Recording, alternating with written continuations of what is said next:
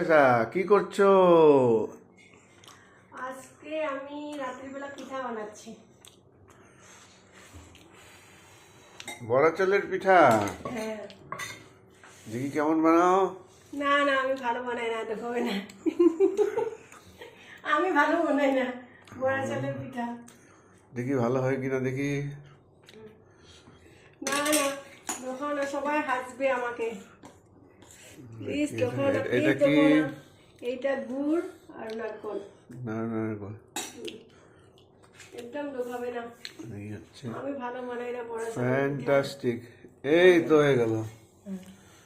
বাহ, আমি ঘরে খাওয়ার জন্য বানাইছি এরকম।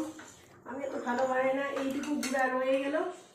এইটুকু কালকে কিচ্ছু তেল পিঠা বানাই খাবো আমি। আর নারকল সব শেষ হয়ে গেল। দেখি। সব শেষ। একটা নারকল গাছের খরা আসলে ওইটাই দিয়ে বানালাম। এতটুকু পিঠা বানালাম। সবাইকে কমসে কম দিতে পারবো একটা একটা আলো। ওকে, থালটা নামিয়ে তো, একটু মুখখান দেখতে পাচ্ছি না। এই রাত্রি 1:30-2টার সময় পিঠা বানাইছি। ওকে, বাই, হ্যাপি ভিউ।